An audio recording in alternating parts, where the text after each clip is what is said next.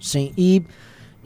O que a gente tá vendo nessa eleição, né, pô, essa aqui, ó, eu trabalhei na eleição de 2014, né, nós lançamos um candidato a deputado estadual à época, que era o Paulo Batista, o número dele, né, eu posso citar, né, um número de candidato que não existe mais. O candidato na eleição de 2014 era o número 44777, que era o Paulo Batista. A música que era um candidato de 2014, eu participei dessa eleição. Só uma dúvida. Naquela época o 44 era o... Qual partido? Era o PRP. Entendi. PRP, que fundiu com o Patriota. Aí assumiu o número do Patriota. E ficou 51, Entendi. que era o número do Patriota, e aí virou e aí o 44 vagou e a União pegou 44. Tá? Então é muito louco eu estar hoje numa eleição que molecada nossa... Enfim, vocês entenderam, né? Então o que acontece? Essa terceira eleição, em 2018, era uma eleição de todos contra o PT. O clima era todo mundo que não era petista, mano, blá blá blá contra o PT, e tinham quase tanto faz no primeiro turno, em grande parte em Marina ou Aécio. Até porque, nas contas da galera, a Marina tinha uma rejeição menor do que a Aécio, e se ela fosse pro segundo turno, ela poderia derrotar a Dilma. Né? Mas assim, grande parte dos eleitores da Marina foram parar no colo do Aécio pro segundo turno. Tanto que o Aécio, né, quase empata ali no segundo turno.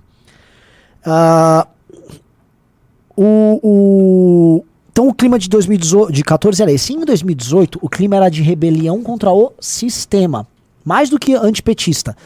Como o PT tinha sido derrotado no impeachment, o Bolsonaro se torna o chefe da coisa, o Bolsonaro falou, vou acabar com essa vagabundagem. Tinha uma coisa assim, lógico, de enfrentar o PT, a ameaça da Haddad, mas...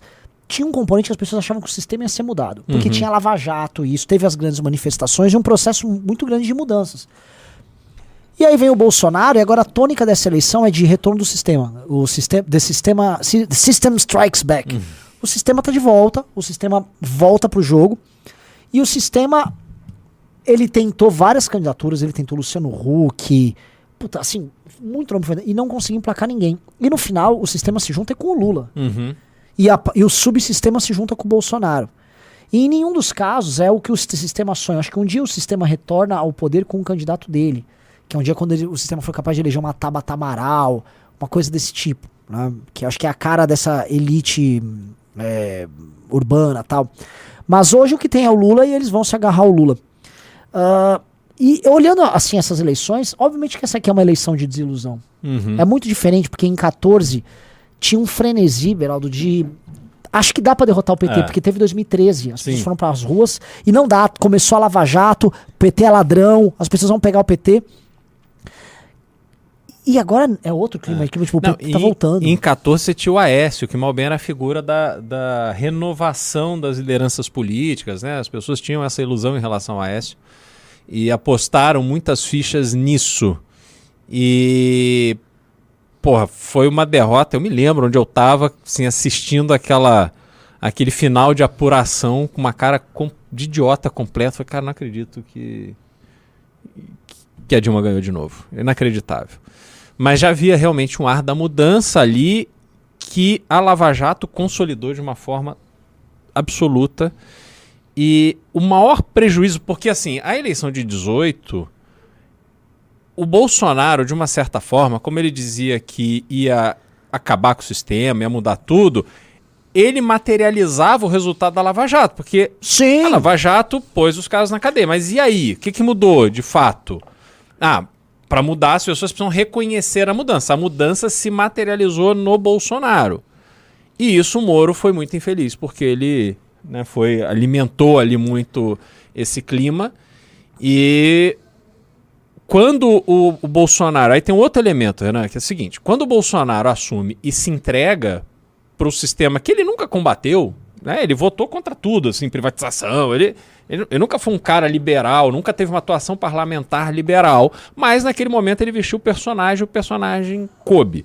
Só que depois, quando ele se entrega para o sistema, ele para o sistema político, para o centrão, né? O centrão. Ele se entregou para duas pessoas, Valdemar e Ciro. O poder hoje é extremamente concentrado nas mãos dessas duas figuras. E aí quando você olha pro Lula, obviamente nesse jogo político quem está apoiando o Lula é quem não está mamando nessa teta. E aí é muita teta pra pouca boca. E aí você tem muita boca sem teta que estão ali com o Lula, porque o Lula distribuía as tetas de uma forma mais equilibrada entre essa turma. Então, isso incorpora. Acho que a coligação do Lula vai ser a maior, né? Em número de partidos, sim, mas que não em tempo de TV, né? Que... O Lula fechou o PSD ou não? Não tenho certeza se oficialmente fechou. Acho que não, porque o lance é assim, ele ia ter mais partidos, mas menos tempo. O PSD é vice do Tarcísio aqui, né? É. É uma construção difícil. Mas, enfim... E outra coisa, o Bolsonaro tá com PL e PP, que são dos maiores. São gigantes. Então, realmente é difícil bater o tempo de TV. Mas hoje a gente tem uma configuração onde a eleição ela é vendida para a população com uma história. Você tem que... com uma história, só que, na verdade, é uma disputa ali para quem vai ter maior protagonismo nesse jogo, entendeu? Do uso do dinheiro público, é exatamente isso. Entendeu? Você não tem hoje um movimento, me fala qual é o movimento que faz o papel que o MBL faz, de combater e defender ideias com convicção. Tem um movimento, o Movimento Democrático Brasileiro, da Simone Tablet. Entendeu? Então não tem, assim, realmente a gente está muito desfalcado. Esse é um problema grave, olhando para o horizonte, porque a mudança vai vir daí. Sim. Mudança de verdade vem daí, não vem desses vagabundos aí, não vem. Sim.